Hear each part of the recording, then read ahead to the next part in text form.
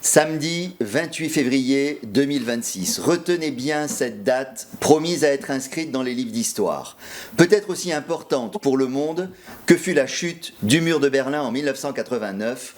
Ce samedi est le jour où le Moyen-Orient a changé. Nous avons voulu cette soirée spéciale sur le conflit au Moyen-Orient pour comprendre ce qui se joue, et pour longtemps, en Iran et dans toute la région. Cette soirée est composée de deux parties. D'abord, un plateau rassemblera des experts pour nous aider à y voir plus clair. Il sera suivi d'une interview exclusive de l'ambassadeur d'Israël en Côte d'Ivoire, son Excellence M. Simon Seroussi. Bien entendu, une invitation a été adressée à l'ambassadeur de la République islamique d'Iran. Elle est restée pour l'instant sans réponse. Soirée spéciale, guerre au Moyen-Orient, vous êtes dans Droit dans les yeux.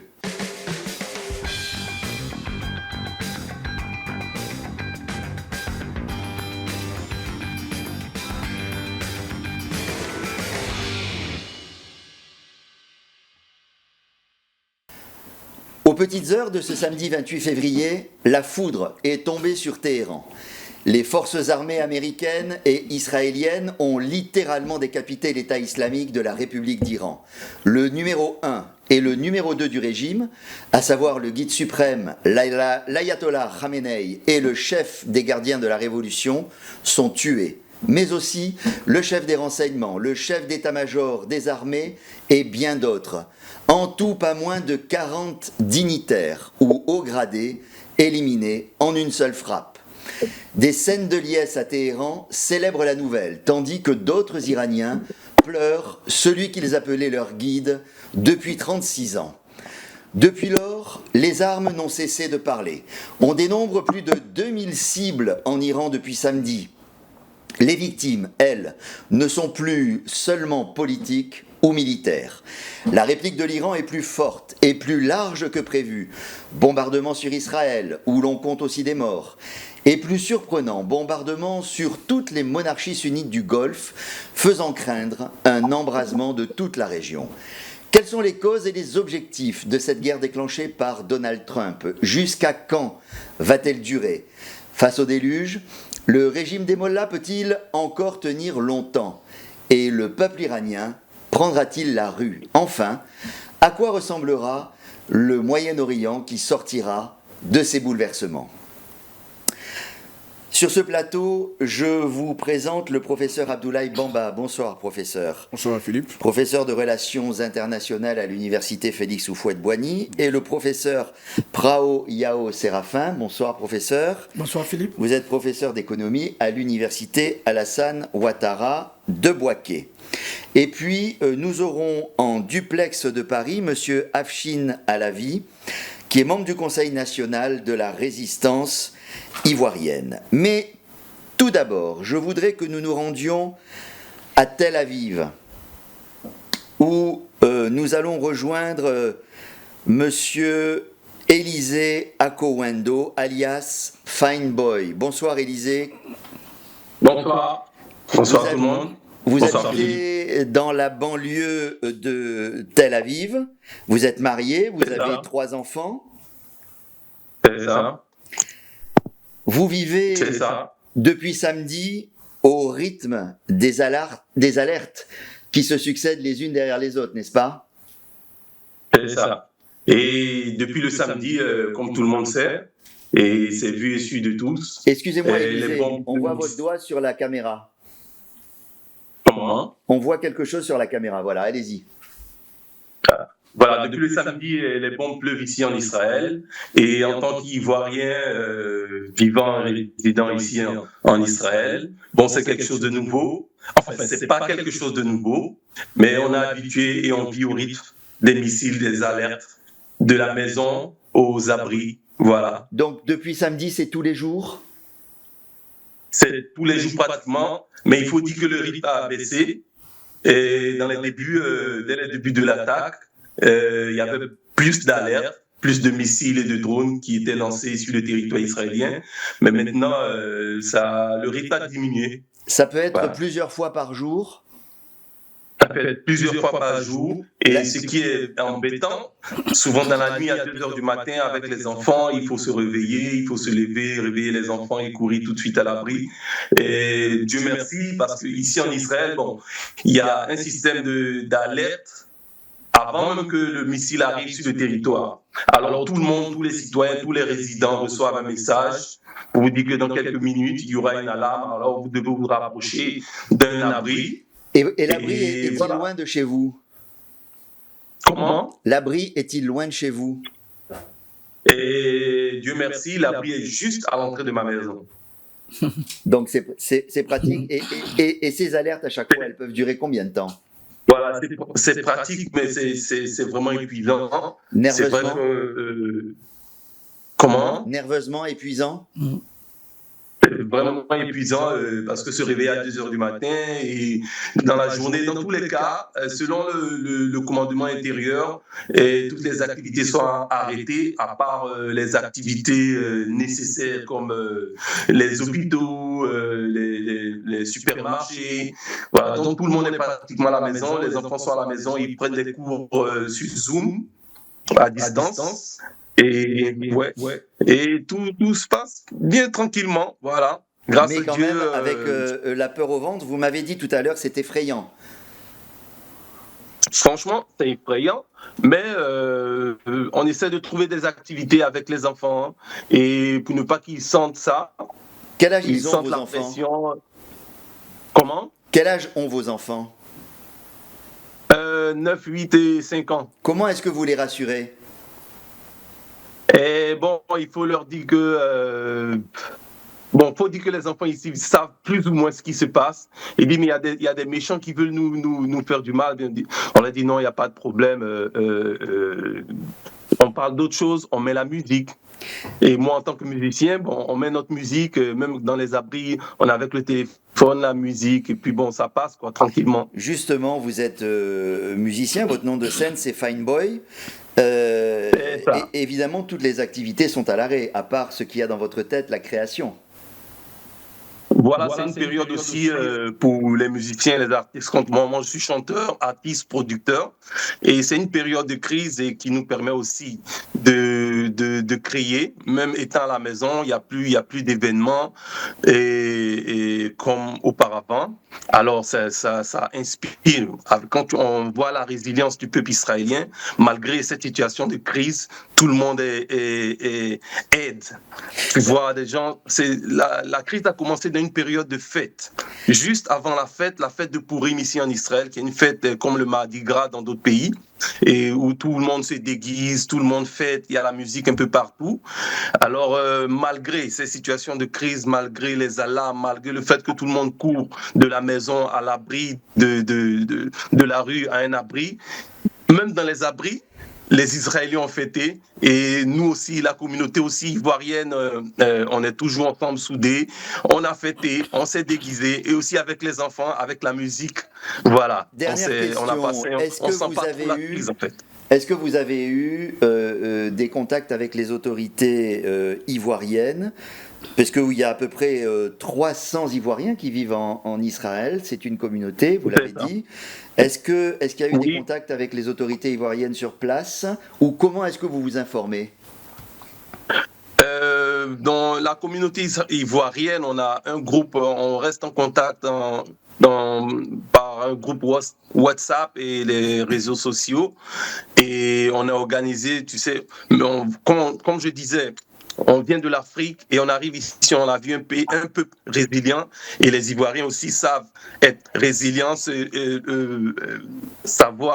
chercher à savoir si son prochain se porte bien et on reste ensemble, on s'informe par les réseaux sociaux, par le groupe WhatsApp et tout le monde est ensemble, voilà, et on reste informé, on se donne les informations les uns aux autres. Merci voilà. Élisée, bon courage à vous, prenez soin de vous et des vôtres. Merci. Et je voudrais maintenant que nous prenions la direction de Doha, au Qatar, où nous allons retrouver, si elle est en ligne avec nous, mademoiselle Ramatou Camara. Est-ce qu'elle est avec nous?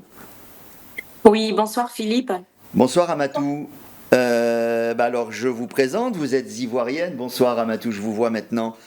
ivoirienne, journaliste, vous habitez en France, à Paris, et vous étiez pour des raisons familiales en vacances à Doha quand le conflit a éclaté. Le Qatar, qui abrite une base américaine, a subi des bombardements iraniens depuis samedi. Est-ce qu'ils ont été nombreux jusqu'à maintenant, ces bombardements ? Alors oui, les bombardements, comme vous l'avez dit, qui ont débuté depuis samedi matin à 9 heures ici à Doha, ont été assez récurrents, environ 7 bombardements dans la journée de samedi. Cela a évolué jusqu'à mardi. Le mercredi, on va dire qu'on a vraiment rien entendu. Et aujourd'hui, jeudi matin, aux alentours de 12 heures, c'était vraiment plus effrayant que depuis le début de cette guerre, si je peux dire. Et donc, nous avons reçu des messages qui, justement, annonçaient un niveau de danger extrême venant de la part Pour du la première gouvernement. fois, vous avez reçu des notifications des autorités qataries, c'est ça ? Exactement. Et elles On vous en disaient quoi, reçoit cette régulièrement. notification ? Pardon ? Qu'est-ce qu'elles vous disaient, ces notifications ? Alors, ces notifications-là nous préviennent de rester à la maison en sécurité et de sortir seulement en cas d'extrême urgence. Et seulement la notification de ce matin faisait état d'un danger très élevé qui demandait simplement à tous de rester à la maison. Alors bien sûr, vous n'avez pas l'habitude de ce genre de situation. Est-ce que vous êtes inquiète pour votre sécurité et pour celle de votre petite fille ? Effectivement, je suis très très inquiète parce que c'est un événement qui est inédit dans l'histoire de ce pays, je dirais. Et dans votre histoire à vous, de savoir j'imagine ? que nous sommes, oui, de savoir que nous sommes là à Doha à cette période-là, en plus avec un bébé de 10 mois, j'ai beaucoup de craintes. J'ai beaucoup de craintes. Vous m'avez dit que vous avez pu faire quelques courses en ville il y a 2 jours de cela. Est-ce que vous avez ressenti de la peur dans la population, de l'inquiétude autour de vous ? Alors oui, déjà la ville, elle est très calme, elle est bien plus calme que d'habitude. Il y a à peine des véhicules qui circulent. Et dans le supermarché, comme par hasard, il était plein de monde en train de faire des provisions, je suppose, hein, comme nous, parce que on ne peut pas sortir du territoire. En tout cas, pas par voie aérienne. Tous les vols, effectivement, ont été suspendus. J'imagine que vous ne savez pas du tout quand est-ce que vous pourrez quitter le territoire qatari pour l'instant. Effectivement, mon vol a été est pour le moment suspendu. Nous attendons de savoir des nouvelles dans les jours qui suivent. Est-ce qu'on a le sentiment au Qatar, autour de vous, dans les médias, qu'on vit une période, j'allais dire un moment de bascule dans la région ? Effectivement, la région, ce qu'on peut lire dans les médias, c'est vraiment qu'il y a une montée en puissance de la terreur dans la région. Je ne sais pas s'ils peuvent expliquer vraiment les causes profondes de ce conflit, mais les autorités, déjà par leur message, on peut ressentir que il y a vraiment une crainte qui s'est installée, quoi. Tous les voyageurs, comme moi par exemple, avons été prolongés pour un séjour de 30 jours supplémentaires. On pourrait voir à la suite ce que deviendra ce conflit ou cette guerre. Est-ce qu'il y a eu des consignes ou est-ce qu'il y a eu des contacts avec les autorités consulaires ivoiriennes sur place ? Alors, je vérifie régulièrement les sites des autorités et là, côté Côte d'Ivoire, vraiment, j'ai rien vu à ce sujet. On nous annonce pas encore de rapatriement. Quant à la France, ils ont déjà entamé des rapatriements, mais pas au niveau de Doha. Pour être rapatriés vers la France, il faut que nous nous rendions soit en Arabie Saoudite ou à Oman par voie terrestre. Alors, qu'est-ce que vous comptez faire ? Vous allez rester sagement à attendre ou vous allez essayer de bouger ? Alors, c'est difficile parce qu'il faut déjà s'enregistrer sur des sites dont les liens, en tout cas, ceux que j'ai consultés, n'étaient pas les vrais liens. Donc, je poursuis et puis on verra. Déjà, le Oman, c'est pas la porte à côté, hein. Donc, c'est à presque 5 heures de route et je ne sais pas pour le moment ce que je peux faire. Très bien. Eh bien, merci beaucoup, Ramatou. Bon courage à vous. On espère que tout ça va s'arrêter rapidement et que vous allez pouvoir rentrer vite chez vous avec votre bébé. Bonne journée. Merci. Professeur Bamba, déjà ces deux témoignages montrent la dimension régionale du conflit. On voit que c'est toute la région qui est sous cloche. Ces deux témoignages montrent d'abord que la guerre n'est pas une bonne chose. Que ce soit en interne ou en externe, les aspects négatifs de la guerre touchent tout le monde. C'est ce que je retiens de ces deux témoignages. Et je me sens beaucoup plus encore proche de ces témoignages parce que c'est des Ivoiriens. Mon nationalisme m'oblige à le reconnaître, c'est des Ivoiriens. Bien sûr. Qui se retrouvent, je ne dirais pas au mauvais endroit, mais en situation de difficulté. Et j'espère que Dieu va les protéger. Professeur, vous avez une réaction à ces deux témoignages déjà? Oui, effectivement, je pense que je rejoins mon collègue Bamba parce que ce sont des Ivoiriens qui sont hors de leur pays. Et savoir qu'ils souffrent en ce moment, parce que quand j'ai vu la jeune dame avec son bébé de 10 mois, franchement, ça m'a beaucoup attristé, ça m'attriste parce que c'est pas vraiment bienséant d'avoir en pareille situation un enfant encore sous les bras. Prions Dieu que la guerre cesse dans ces jours-ci pour qu'elle puisse repartir soit en France ou en Côte d'Ivoire. Merci. Nous nous rendons maintenant à Paris où nous allons retrouver Monsieur Afshin Alavi. Est-ce que Monsieur Afshin Alavi est là? Bonjour, je suis là. Je corrige que je suis membre du Conseil national de la résistance iranienne et non pas ivoirienne. Je suis ravi d'être avec des Ivoiriens. Je ne sais pas où on vous a dit que vous étiez ivoirien, mais en tout cas, vous êtes membre du Conseil national de la résistance iranienne. Bonsoir, Monsieur Alavi. Bonsoir. Vous êtes d'ailleurs un opposant de la première heure du régime des Mollahs depuis 40 ans et plus.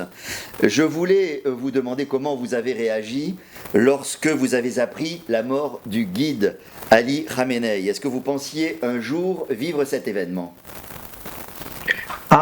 Écoutez, je pense que c'est de toute façon l'effondrement et la disparition de ce régime, c'est ce pour lequel nous combattons depuis plus de 44 ans.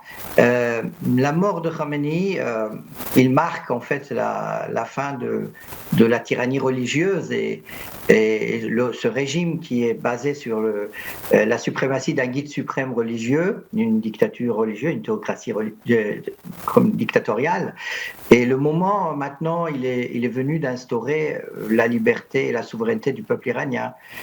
Sa mort, incontestablement, il affaiblit considérablement le régime. Est-ce que cette mort du guide, et puis de beaucoup d'autres, je l'ai rappelé, hautes personnalités de ce régime, est-ce que vous pensez que c'est un signe de la fin du régime, ou ce régime peut-il encore rebondir et se survivre à lui-même? Alors, le régime est extrêmement fragilisé. Il était fragilisé déjà avant même cette guerre. C'est-à-dire que depuis 2017, il y a des successions de soulèvements en Iran qui, à chaque fois, bien sûr, le régime réprime, mais il sort encore plus isolé au sein de la population iranienne, au sein du peuple iranien. Et c'est un régime qui est en train de respirer ses derniers souffles. Toutefois, cela ne se passe pas de manière d'une chute automatique qui arrive à la suite des bombardements. La solution ultime, il réside dans une sorte de renversement du régime, par un changement de régime par le peuple iranien et sa résistance organisée. Mais aucun avenir ne peut se construire avec les guerres. Le régime est profondément enraciné, institutionnalisé, et il est particulièrement résilient. Et puis à chaque fois qu'un dirigeant est touché, son remplaçant est déjà désigné d'avance. Donc c'est pas facile. Et est-ce que vous pensez que les bombardements qui affaiblissent énormément les structures institutionnelles de ce régime peuvent aller jusqu'à son affaissement complet? Et vous voyez, le régime a du mal pour l'instant à nommer un successeur, c'est-à-dire ce qui montre le chaos qui existe actuellement au sein de ce système. Alors, quoi qu'il arrive, c'est-à-dire que même si on parle par exemple d'installer le fils de Khamenei qui était justement chargé des affaires particulièrement de renseignement, de sécurité, qui est impliqué dans la répression, qui était très proche de lui, que ça soit lui ou quelqu'un d'autre, personne ne pourra remplacer Khamenei. Justement, j'allais vous demander, on a vu à Téhéran des scènes de liesse à l'annonce de sa mort, mais aussi pour d'autres Iraniens, des larmes et des deuils qui se sont exprimés aussi publiquement. Est-ce que vous pouvez nous dire quelle est la proportion aujourd'hui des Iraniens qui soutiennent encore le régime?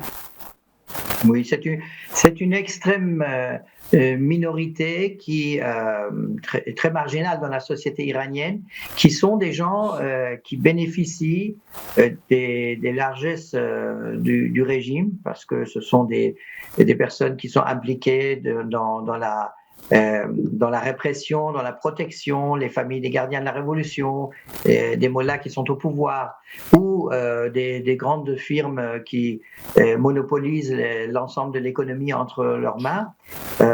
Ces gens-là, bien sûr, ils sont tellement impliqués à la fois dans la répression et aussi dans les détournements des richesses de ce pays qu'ils savent que la fin de ce régime sera extrêmement fatale pour eux. C'est pour ça qu'ils font tout pour essayer de comment dirais-je, défendre la survie du régime. Mais le problème, c'est que pour eux, c'est que le peuple iranien, il est déterminé et décidé à en finir avec toutes les composantes. Et aujourd'hui, il y a une résistance dans l'ensemble du pays qui prend forme à travers les unités de résistance des Moudjahidines du peuple le Conseil national de la résistance, par la voix de sa présidente, Mme Mariam Rajavi, vient d'annoncer la formation justement du gouvernement provisoire pour la période de transition. Aujourd'hui, il s'agit absolument de combattre les gardiens de la révolution, mais de l'intérieur. Cela ne provient uniquement du peuple iranien et non pas des interventions étrangères ou des guerres. Ce gouvernement provisoire, il est installé où? Elle a été annoncée, les autres éléments n'ont pas encore été fournis, et donc gouvernement provisoire aura pour tâche, après le renversement du régime, de préparer la transition en 6 mois pour des élections libres qui doivent définir la constitution et la nouvelle République d'Iran. Pensez-vous que le peuple iranien va se soulever, comme l'y ont invité d'ailleurs le président Donald Trump et le Premier ministre Benjamin Netanyahou, malgré les risques de répression?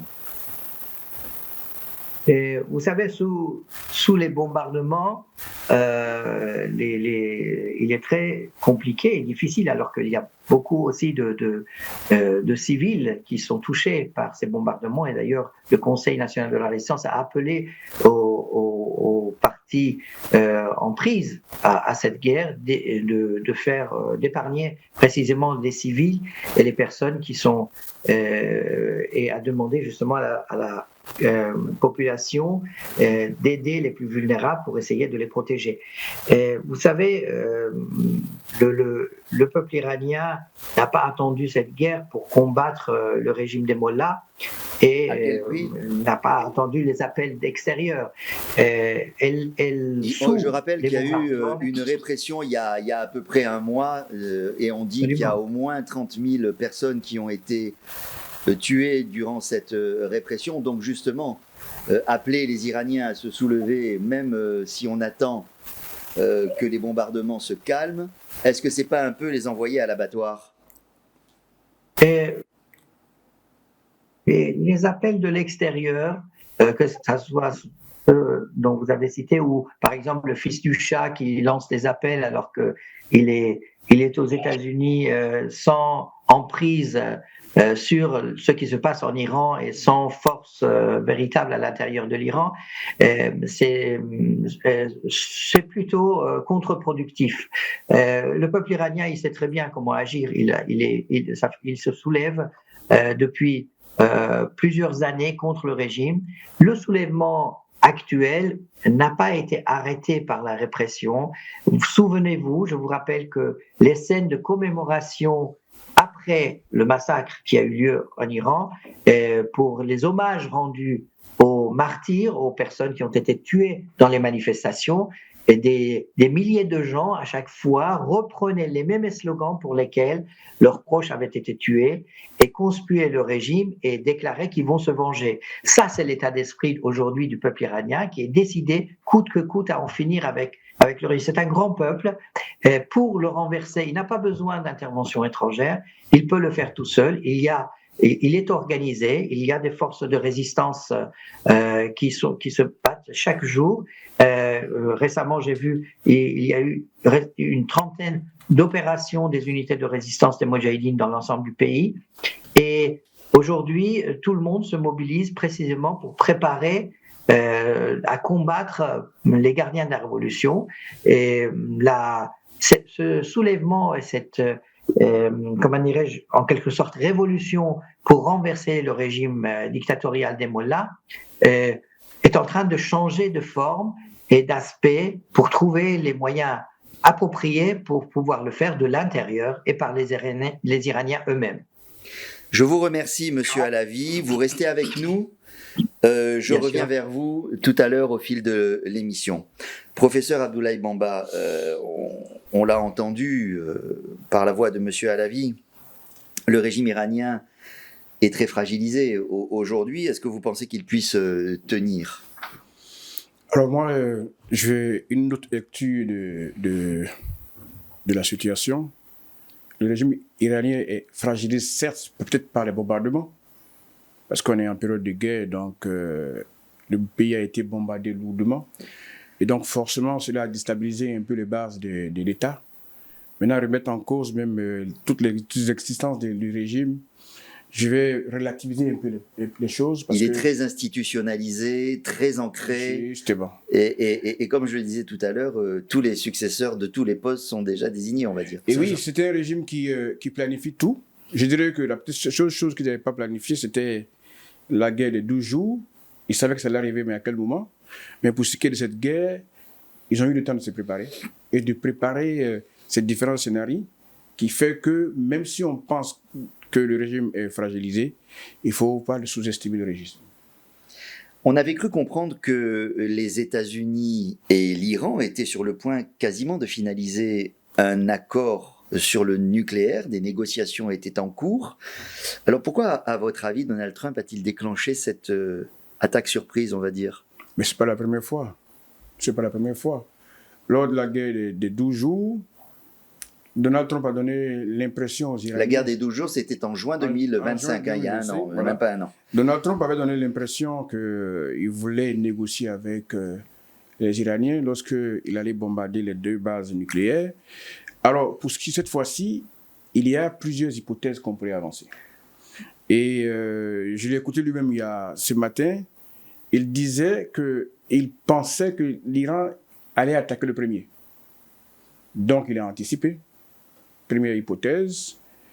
Il disait aussi également que l'Iran était à 2 semaines d'avoir la bombe atomique. Il fallait anticiper avec la notion de guerre préventive.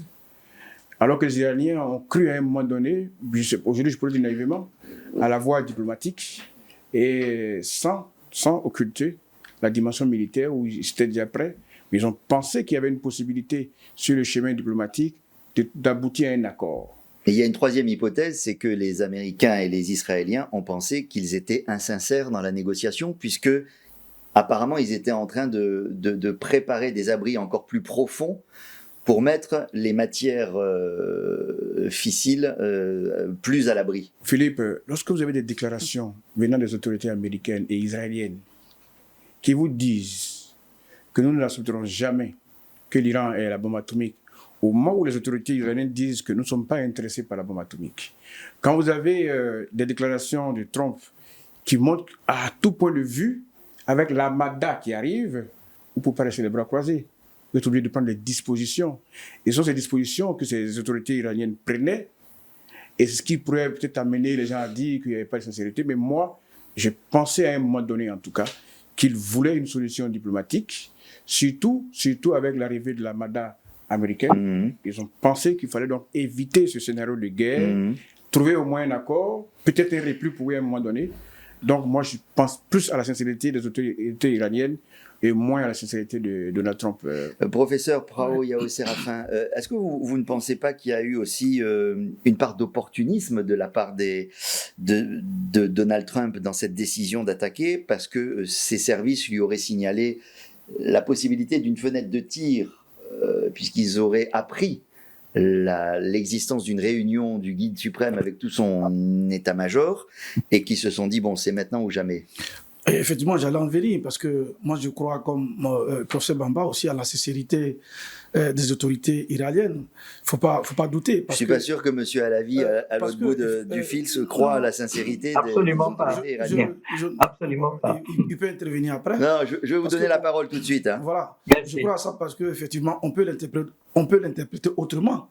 La réunion avec le guide suprême et ses collaborateurs pourrait être peut-être une réunion qui préparait effectivement les discussions, qui trouvait des solutions alternatives aux discussions qui avaient en cours.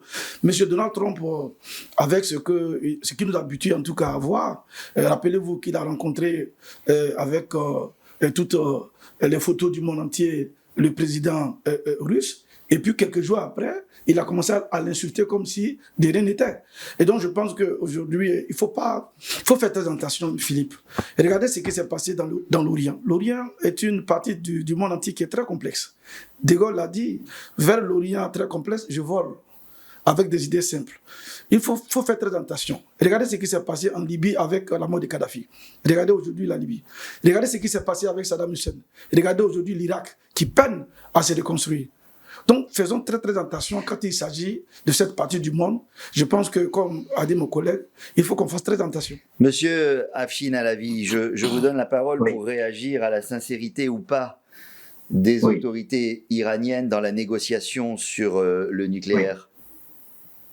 Bien sûr. D'abord, je suis un petit peu étonné par les propos de vos interlocuteurs, de vos participants, dans le fait que comment ils peuvent considérer comme sincère un régime qui assassine et massacre son peuple et dilapide ses richesses.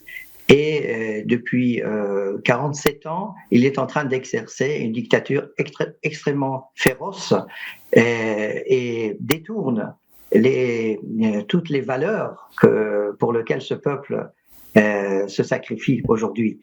Et je pense que là, il y a quand même un gros problème de conscience et de gros problème moral qui se pose.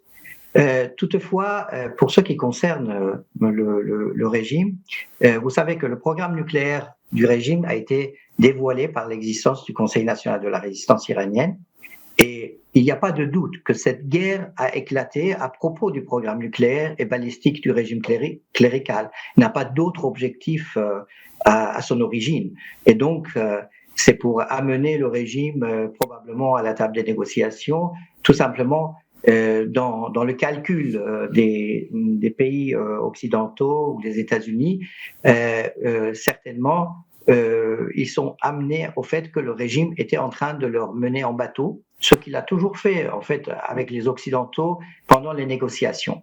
Mais ce que je voudrais insister surtout dans l'analyse de la situation, il faut cesser, comme les Occidentaux, de voir le problème iranien, un problème entre les pays de l'Ouest, c'est-à-dire les Occidentaux, et le régime des Mollahs comme représentant du peuple iranien. Non, le régime des Mollahs n'est pas le représentant du peuple iranien.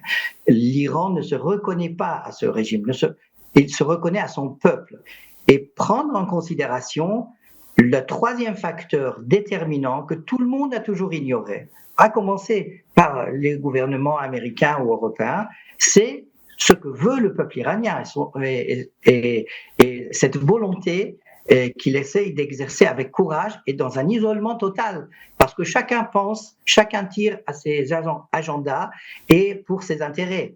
Or, ce qui est important, et surtout en Afrique, les peuples africains seraient amenés à précisément voir et être solidaire du peuple iranien et non pas du régime qui les opprime. Et rester dans cette rhétorique entre Est et l'Ouest, entre les pays asiatiques ou africains et les Occidentaux, et dire qu'on va supporter n'importe quel dictateur pour que justement on défend pas les intérêts des Occidentaux, je pense que ça c'est une analyse qui va faire perdurer encore des années, de longues années justement des dictatures qui vont perdurer. Merci. C'est comme moi j'invite. Philippe, merci Monsieur Alavi. Permettez, je reprends la main. je voudrais reprends la main. Justement je voudrais ajouter quelque chose. Oui, je voudrais faire une précision. Vous savez, c'est d'abord l'université qui parle.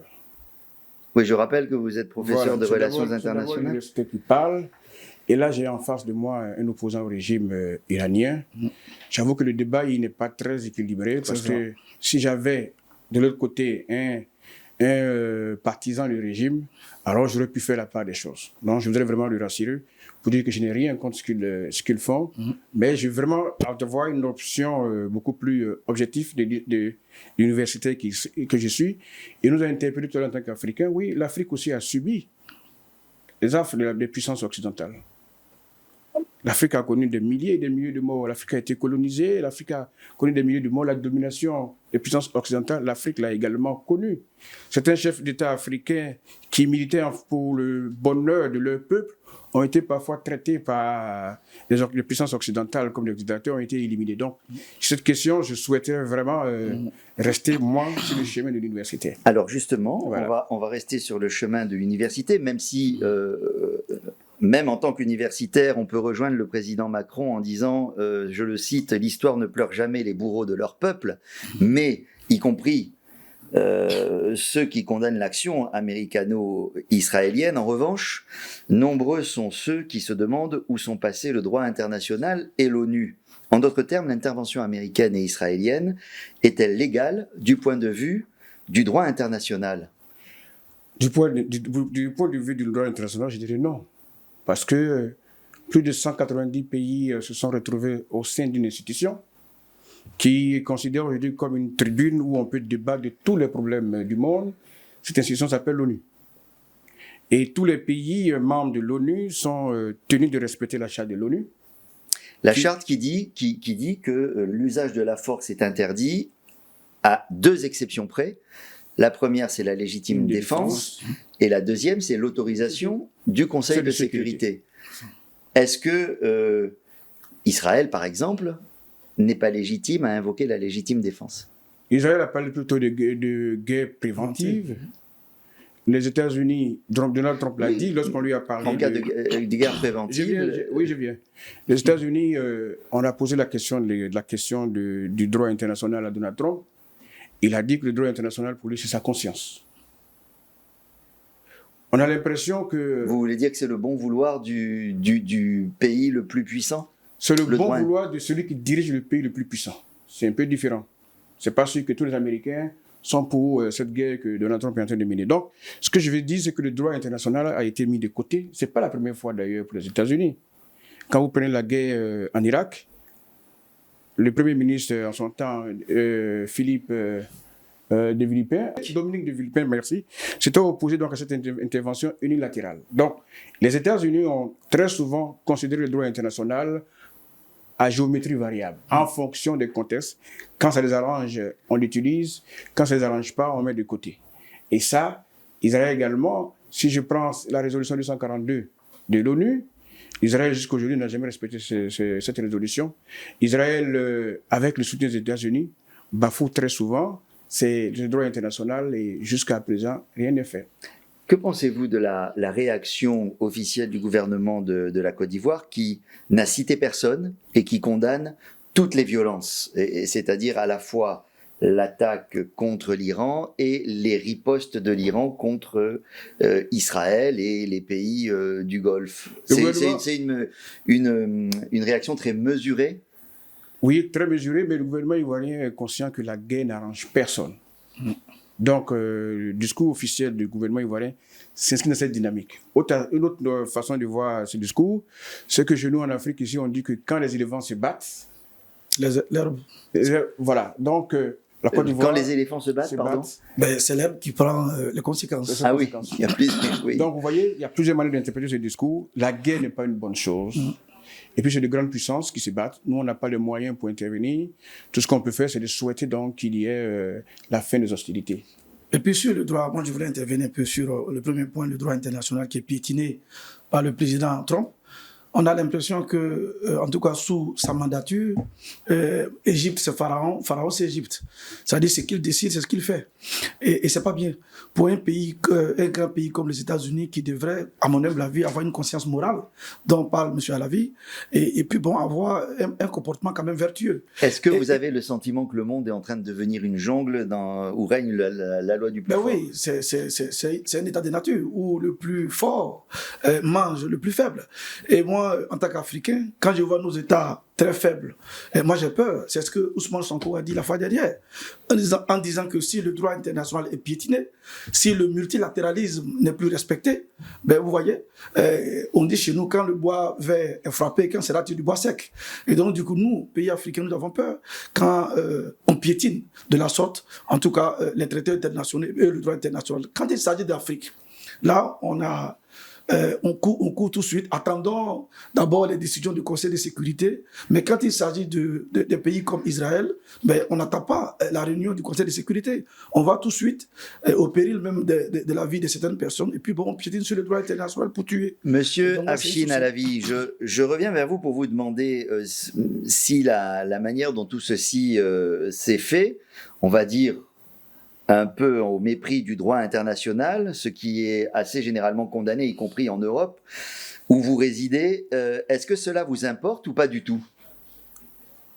Écoutez, j'ai été coupé et j'ai pas entendu les interventions de vos honorables intervenants. On parlait de la légalité au regard du droit international de la décision de Trump d'intervenir. Oui. Alors, il est généralement admis, et là où vous résidez en Europe, ça a été dit par plusieurs dirigeants espagnols, français, européens de manière générale, anglais, que l'intervention en elle-même ne respecte pas les dispositions du droit international. Je voulais vous demander, vous, dans la position où vous vous trouvez, en tant qu'opposant iranien, est-ce que vous vous préoccupez de la manière dont cela s'est fait, ou ça vous importe peu la façon dont le régime va être abattu? Absolument pas. Je vais vous dire, je vais même aller plus loin. Vous savez, le Conseil national de la résistance, depuis de longues années, a défendu une thèse qui est la troisième voie. Il a toujours dit que la solution de la question iranienne n'est pas la complaisance que les pays occidentaux ont eu à l'égard du régime et ont cédé à ses chantages pendant des années, et ni la guerre. Parce que nous savons très bien que les guerres extérieures qui sont imposées n'amènent jamais une démocratie dans nos pays. Par conséquent, nous avons prôné toujours, et nous la défendons aujourd'hui aussi, que la solution ultime en Iran réside dans un changement de régime réalisé par le peuple iranien et la résistance organisée. C'est-à-dire, c'est au peuple iranien de prendre en main son destin, et c'est au peuple iranien de renverser le régime, et non pas, et il n'y a aucun avenir pour l'Iran qui peut être construit de l'extérieur, et ne peut être construit que par le peuple iranien lui-même. Une solution démocratique ne s'impose jamais de l'extérieur. On a vu les échecs dans le passé. La seule solution, comment dirais-je, viable, en fait, doit être construite par les Iraniens eux-mêmes, par le peuple iranien et sa résistance. Et c'est pour cela que nous sommes en train d'agir de manière totalement indépendante de toutes les forces et puissances étrangères. Oui. Professeur Prao Yao Séraphin, en tant qu'économiste, on parle d'un monde un peu dérégulé. J'aimerais savoir quel est votre regard sur ce point, du point de vue de l'économie mondiale. Est-ce que c'est bon ou est-ce que c'est mauvais pour le commerce et pour l'économie mondialisée telle qu'elle existe aujourd'hui? La guerre ou l'économie de Non, cette dérégulation par rapport au droit international.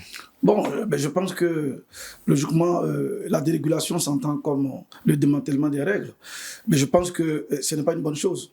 Ce n'est pas une bonne chose parce que pour commercer, le commerce se fait avec des règles. C'est la raison pour laquelle d'ailleurs le GATT, qui a été remplacé après par l'Organisation mondiale du commerce, a été créé. Et donc du coup, on ne peut pas commercer dans le désordre.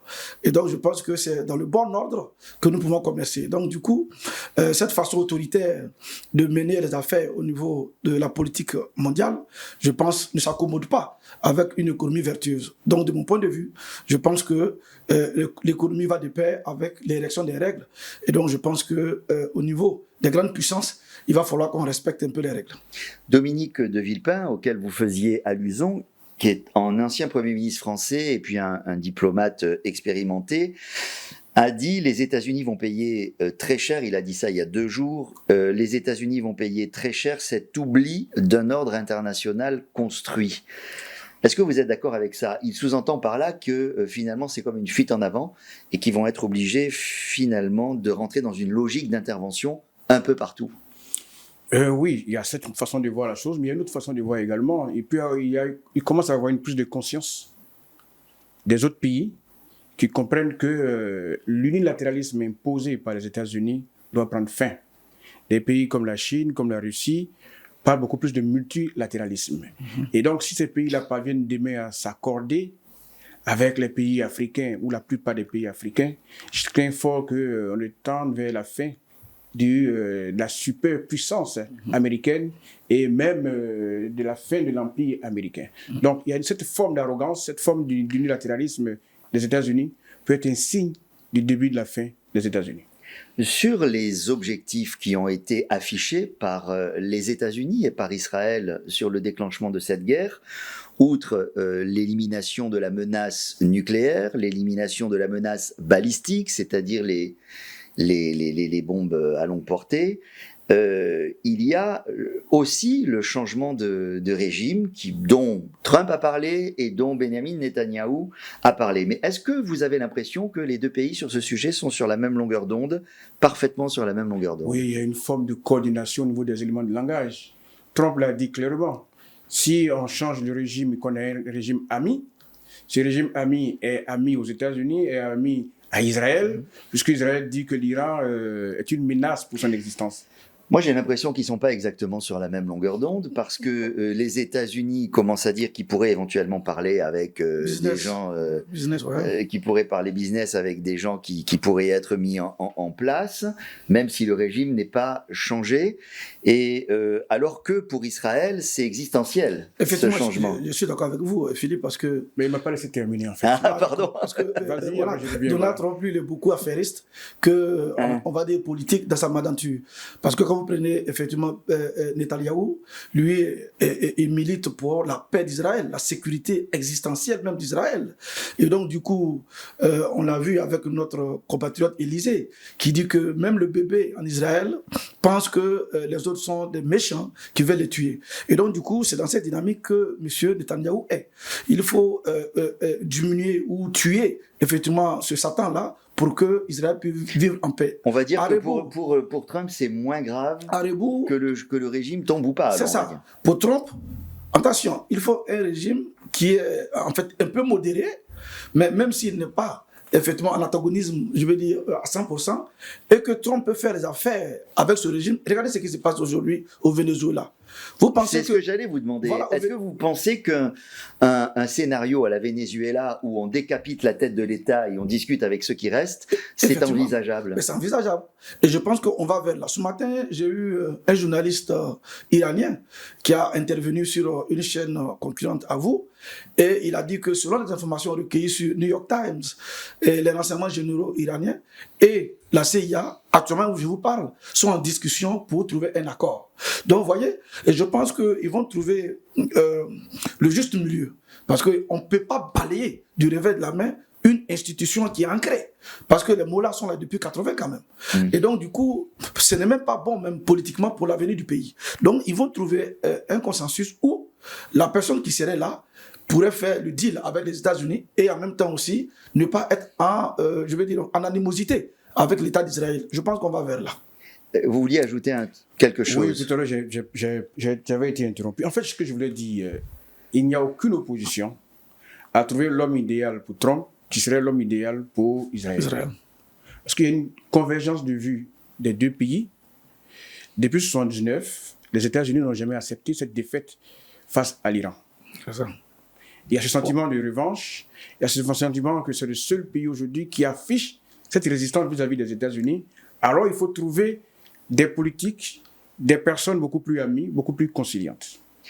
Et qui pourront faire toujours les affaires avec les États-Unis, mais qui vont également rassurer Israël que son existence n'est pas menacée. C'est ce que je voulais dire. Monsieur Halavi, est-ce que vous craignez, vous, de votre part, que Donald Trump s'arrête un peu au milieu du gué quand il aura estimé qu'il aura atteint un certain nombre de buts de guerre, et notamment, il a quand même des contraintes qu'il faut souligner, qui sont l'approche de ces élections de mi-mandat, qui sont l'hostilité de son opinion publique à intervenir à l'extérieur, qui sont aussi peut-être tout simplement et trivialement des contraintes financières, des contraintes de stock d'armes. Est-ce que tout ça risque pas de l'amener à prendre une décision de s'arrêter à un moment donné, même si le travail n'est pas achevé jusqu'au bout, sentant la chute du régime? Et dans ces cas-là, ça laisserait un peu le peuple iranien face à son destin. Oui. Je vais vous dire que non, je ne crains rien. Tout simplement, celui qui demande et attend de l'étranger ou de l'extérieur, c'est celui qui doit craindre pour son avenir. Or, nous, on n'a pas attendu que telle ou telle puissance ou tel pays se décide de venir, par exemple, libérer notre peuple. On demande d'ailleurs à personne de faire la guerre à notre place. Et donc c'est très clair que chacun a son agenda, a ses objectifs. On se fait aucune illusion sur le fait que cette guerre a commencé précisément sur la question du nucléaire et du programme balistique. Et c'est pour amener le régime à la table de négociation. Il ne faut pas se faire d'illusions. Et par conséquent, je pense que toutes les options sont sur la table, tous les scénarios sont plausibles. Toutefois, le scénario qui va faire son chemin, c'est celui que les Iraniens et le peuple iranien va décider.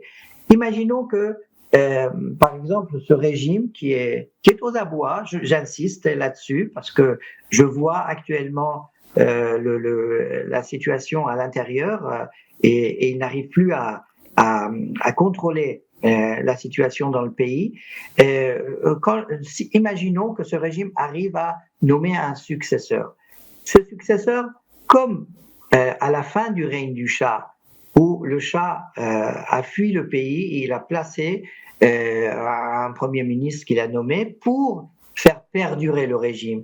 Mais ça a accéléré le processus du renversement. C'est-à-dire le processus de transition aujourd'hui au sein du régime est un processus de fin de règne. C'est-à-dire que aucun des composantes actuelles du système sont, du point de vue de la population, du peuple iranien, comme légitimes de faire perdurer et de succéder. Par conséquent, parce que tous y sont impliqués dans la répression, tous y sont impliqués dans la dilapidation des richesses du pays, et je pense que ce régime faussement a essayé, aux yeux du monde entier, particulièrement aux yeux de l'Asie, aux yeux de l'Afrique, se présenter comme le défenseur des intérêts des peuples, mais a commencé à détruire tout l'actuel et le futur de son propre peuple. Aujourd'hui, regardez comment ils sont en train de continuer une guerre et à dilapider justement tous les richesses, alors qu'ils n'ont plus le moyen réel de poursuivre cette guerre. Et donc, ils sont en train de créer une situation de chaos, à commencer par le peuple iranien. Alors justement, ça tombe très bien, vous me faites une transition. Une chose interroge en parlant de la situation de chaos qui est en train d'être créée, c'est la riposte de l'Iran qui tape tous azimuts. Donc bombardement d'Israël, ça semble à peu près logique, mais aussi tous les pays du Golfe qui abritent des bases occidentales, mais enfin tous. Maintenant la Turquie, maintenant l'Azerbaïdjan. Comment est-ce qu'il faut comprendre cette riposte qui ressemble à un après moi le chaos, quoi? Bien, avant de répondre à cette question, je voudrais revenir sur un aspect de ce qu'il a dit, et où je suis entièrement d'accord avec lui. Vous savez, l'Iran, depuis 40 ans, subit une pression économique, des sanctions économiques de l'Occident. Et malgré cela, le pays, avec toutes les difficultés économiques que le pays rencontre, le pays mène sa vie normalement, sa diplomatie normalement, et le pays a atteint un niveau technologique qui impressionne tout le monde aujourd'hui avec cette façon de faire la guerre. C'est vrai. Et donc, à chaque fois qu'on a annoncé la fin du régime, c'est comme un chat qui retombe toujours sur ses pieds. Donc, sur cette question, je suis beaucoup plus réservé. Mais par contre, avec ce qu'il a dit, et tout le monde est d'accord là-dessus, le peuple iranien, l'Iran, a une très vieille civilisation. C'est ça. Donc, ils sont fiers. Et quel que soit le bord où on est, ils ne vont jamais accepter que le diktat vienne de l'extérieur. Ça, c'est clair. Et c'est ce qui explique que tout ce qui a été entrepris par l'Occident a échoué jusqu'à aujourd'hui, et même l'extrême avec cette guerre qui est menée à l'Iran. Pour revenir aux autres pays, mais je pense que... J'aimerais corriger quelque chose. Permettez-moi, excusez-moi, sur l'économie. Aujourd'hui, en Iran, 80% de la population vit en dessous du seuil de pauvreté, alors que 60% de l'ensemble de l'économie est aux mains des firmes qui appartiennent aux gardiens de la révolution et aux organisations qui dépendent du guide suprême lui-même, Notre qui économiste accapare approuve. l'ensemble de l'économie. Par conséquent, on ne peut pas dire que ce régime a prospéré. Pourquoi cette situation? Tout simplement parce que les richesses, l'Iran, n'oubliez pas que l'Iran, c'est un des pays les plus riches du monde, qui est le quatrième réserve pétrolière, deuxième réserve gazière, et 7% des minerais dans le monde. Et en accaparant toute cette richesse et le consacrant à la répression, au programme nucléaire et balistique, il ne faut pas vanter les missiles du régime iranien, parce qu'ils ont dépensé les richesses qui devaient être consacrées au bien-être du peuple iranien dans ces armes. Et aujourd'hui, ils continuent à faire la même chose.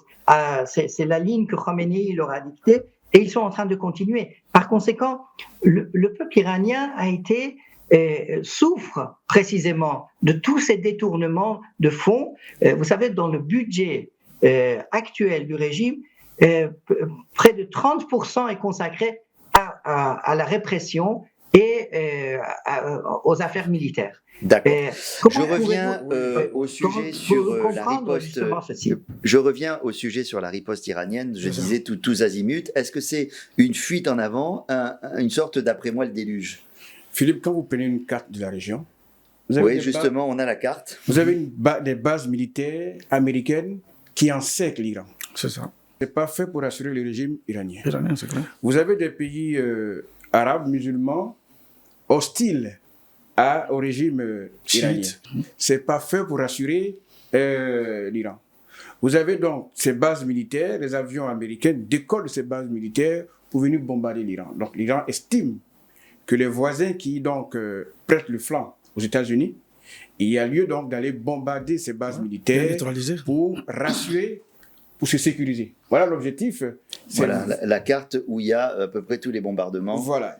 Mais là encore, on n'a pas j'aurais bien voulu avoir la carte des bases militaires pour comprendre un peu l'ampleur de la situation. Il faut dire que là où il y a les bombardements, c'est qu'il y a des bases militaires aussi. Non, je vais dire, il y a plein de pays où il y a des bases militaires américaines qui ne sont pas signalées là.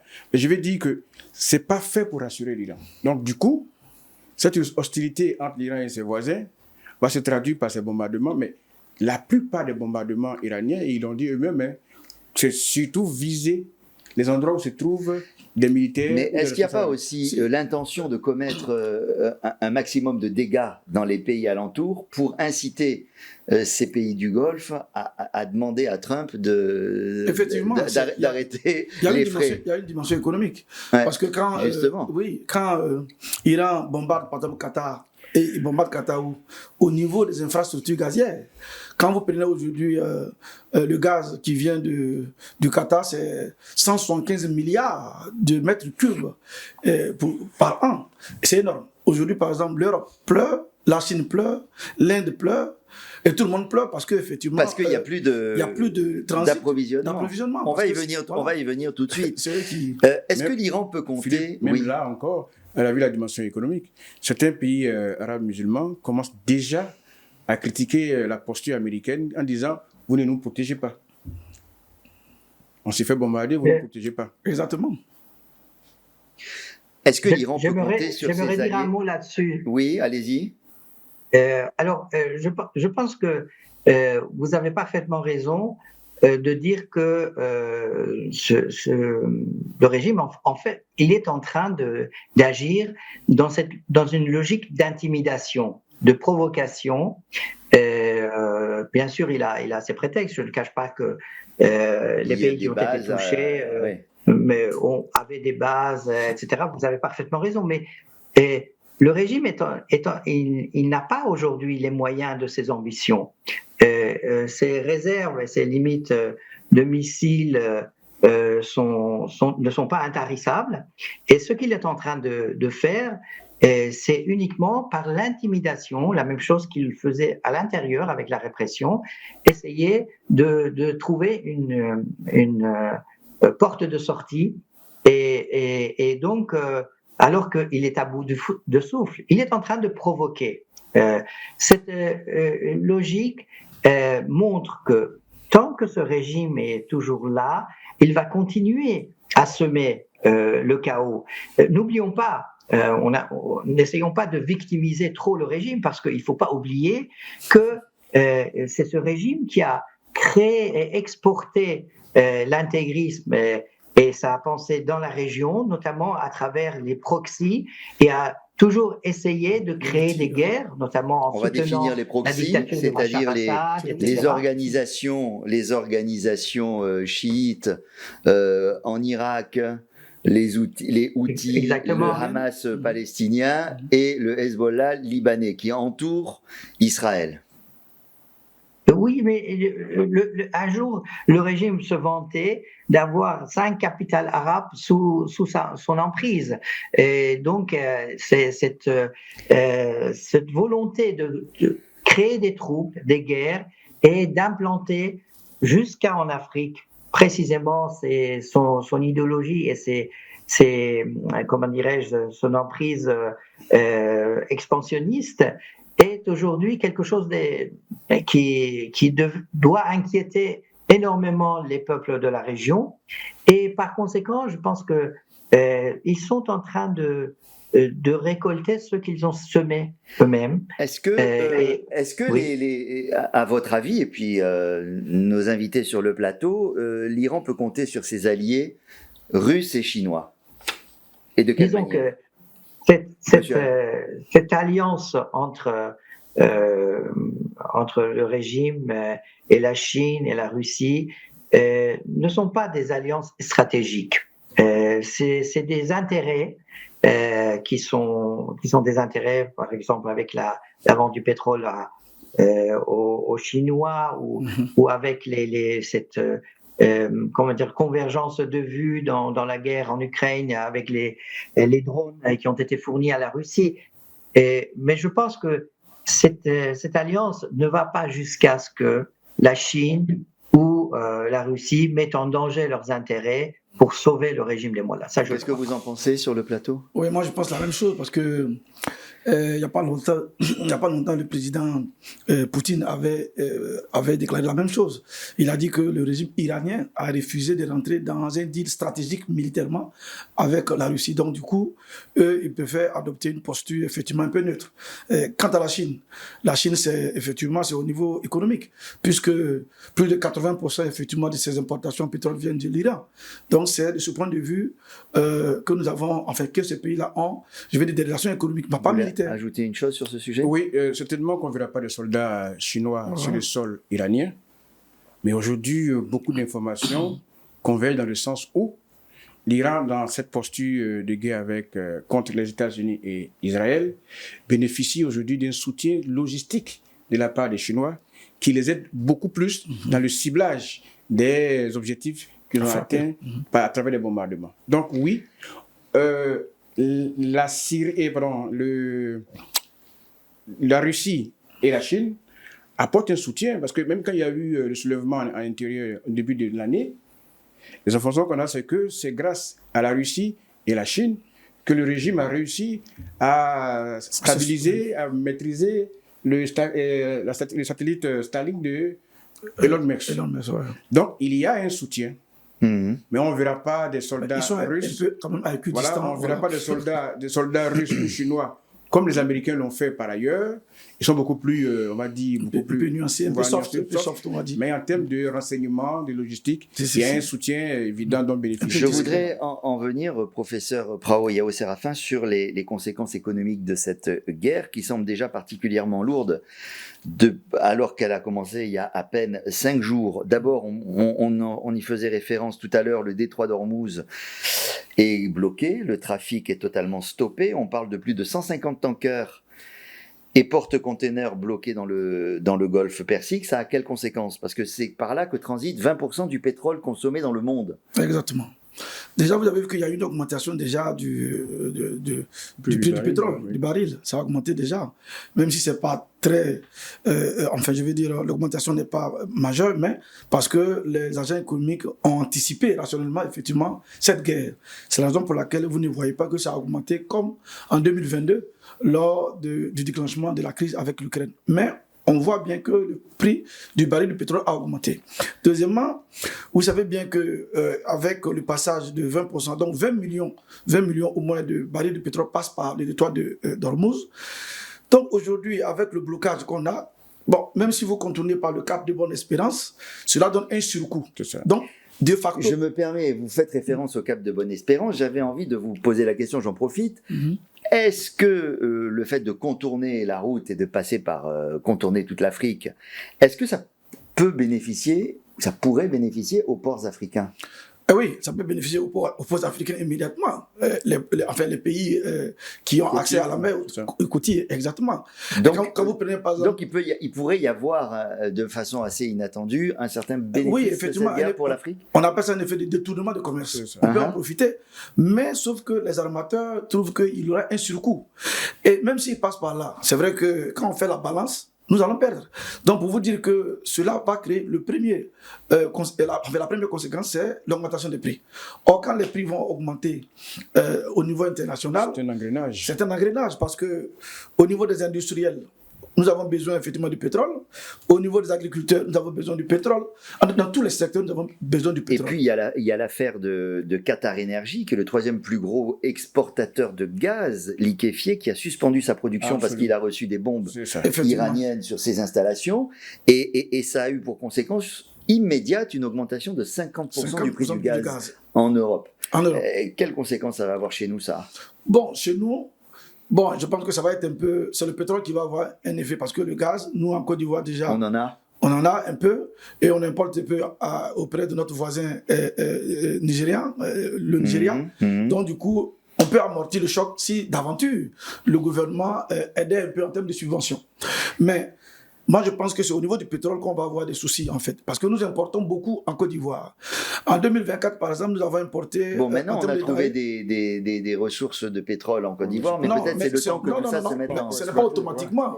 Ce n'est pas automatiquement que la production rentre en ligne de compte. Non, mais ça va être le temps que ça se mette en place. Non, mais c'est pas là. Mais il faut régler le problème urgemment. Nous sommes à court terme. Oui, c'est maintenant, oui. Le problème, le pétrole, ça va nous aider à moyen et long terme, à l'horizon 2030, 2035, 2040. Nous ne sommes pas encore un pays pétrolier, non. Nous produisons entre 60 et 100 000 barils, ce n'est rien du tout par rapport à la demande ivoirienne. C'est surtout au niveau des importations, parce que nous dépendons trop en termes d'importation denrées alimentaires. Tout passe par les voies maritimes. Donc s'il y a un surcoût au niveau des voies maritimes, bien entendu, vous savez qu'en économie, il y a une loi. Le prix n'est rien d'autre que le coût de production plus une marge.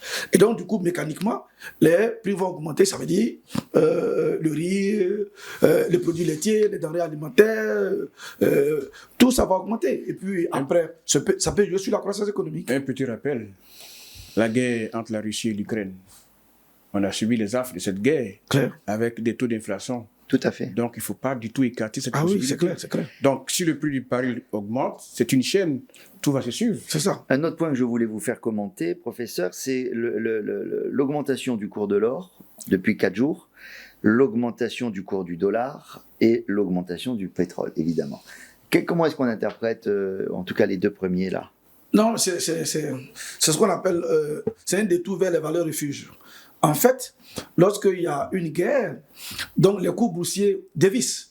Parce qu'effectivement, les cours boursiers montent, ça monte parce qu'effectivement, il y a plus de personnes qui décident d'acheter l'action par rapport à ceux qui veulent les vendre. Or là, visiblement, regardez par exemple les compagnies aériennes ont subi une forte baisse au niveau de les cours boursiers. Pourquoi? Parce que les gens disent on voyage plus. On voyage plus, donc les résultats seront mauvais. Et donc, du coup, vous dites que pour nos économies qui sont un peu plus fragiles, même si si sont en progression, il y a un risque de choc, il y a un risque d'inflation, il y a un risque d'inflation, d'arrêt de l'activité. Si, il y a un risque d'inflation. Il y a un risque, effectivement, au niveau de la production industrielle que ça baisse. Aujourd'hui, en Europe, ça pleure parce qu'il y a ce que nous appelons la stagflation. Ça veut dire qu'une baisse de la production, donc de la croissance, et une augmentation de l'inflation. Et donc, c'est le risque aujourd'hui qu'on a en Europe. Mais chez nous ici, avec l'euro, enfin le dollar qui s'apprécie, laissons l'or, parce que bon, quand l'or prend de la valeur, ça peut arranger tous les pays africains, parce que ceux qui sont producteurs de l'or, comme le Ghana, ils peuvent en profiter. Mais au niveau des taux d'intérêt, si le dollar prend effectivement de l'embonpoint, si le dollar s'apprécie, cela va augmenter de facto l'endettement des pays africains. Pour ceux qui sont endettés en dollars. Mon pays, la Côte d'Ivoire, par exemple, qui trouve son malin plaisir à pouvoir toujours s'endetter, par exemple, en devises étrangères, heureusement que le pays s'endette beaucoup. Voilà. Heureusement que le pays s'endette beaucoup en euros. Pour ceux qui sont endettés en dollars, comme les pays d'Afrique australe, Zambie, Kenya, etc., vous allez voir que mécaniquement, leur charge d'endettement va augmenter parce que... Alors que la dette en euros que nous avons, elle va rester... Elle va rester, effectivement, le risque d'échange est nul. Je voudrais arriver à la fin de cette émission et vous interroger tous les trois une dernière fois. Pour ceux qui sont sur le plateau, comment est-ce que vous imaginez que la situation va évoluer? Et je donnerai le dernier mot à Monsieur Alavi à Paris. Bon, moi je pense que, vous savez, après cette guerre, je pense que la guerre ne va pas perdurer, à mon humble avis. Je suis d'accord avec les agents de notation qui pensent que c'est quelques semaines.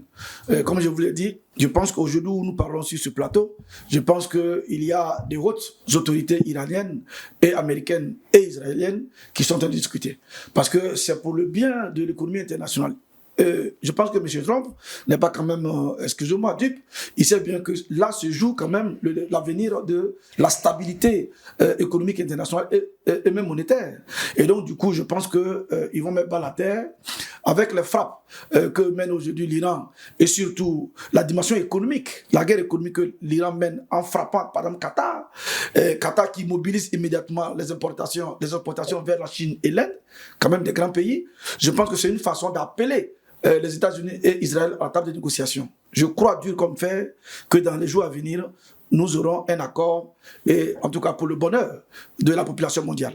Monsieur Bamba. Alors, Philippe, moi, depuis le début de cette guerre, j'ai eu une réflexion sur 3 points.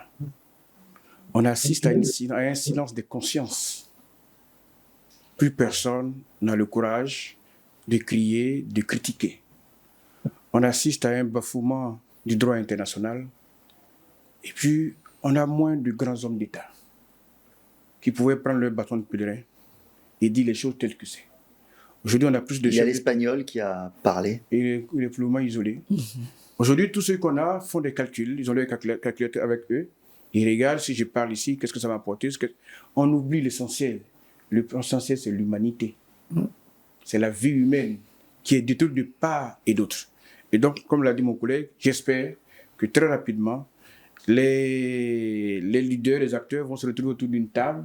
Comme le disait le président Félix Houphouët-Boigny, toute guerre finit toujours autour d'une table. Monsieur Afshin Alavi, Oui. comment est-ce que vous, Voilà, vous imaginez le dernier- l'évolution de la situation dans les jours et peut-être les semaines qui viennent? je vais résumer comme ça. En quelques mots, s'il vous plaît. Oui, très, très court. Le facteur déterminant, c'est le peuple iranien. Et rien que le peuple iranien, depuis l'intérieur de l'Iran. Et rien d'autre. Par conséquent, tant que ce régime sera là, le chaos et la guerre persistera. Les souffrances du peuple iranien continueront et le régime ne trouvera pas de paix. Le meilleur des choses que le monde peut faire, ce n'est pas des interventions, mais c'est de reconnaître le droit à la résistance du peuple iranien et reconnaître le gouvernement provisoire qui s'appuie sur le plan en 10 points de Mme Mariam Rajavi, qui prône une république démocratique et laïque, la séparation de la religion et de l'État, l'égalité des sexes, la liberté individuelle et sociale et la fin de la peine de mort en Iran avec un Iran non nucléaire. C'est pour cela que nous nous battons et c'est pour cela que nous vaincrons. Merci à vous. Merci, Monsieur Afshin Alavi, à Paris. Je rappelle que vous êtes membre de l'opposition iranienne depuis assez longtemps. Et je ne sais pas si vous imaginiez peut-être vivre un moment où on se dit que peut-être ce régime va ne plus exister dans votre pays. En tout cas, merci pour vos explications. Merci d'avoir participé, d'avoir accepté de participer avec nous à cette émission. Merci, professeur Bamba. Merci. Et merci, professeur Prao Yao, pour vos éclairantes explications. Merci. Place maintenant à l'entretien avec l'ambassadeur d'Israël en Côte d'Ivoire, son Excellence Monsieur Simon Seroussi. C'est une exclusivité, cette info.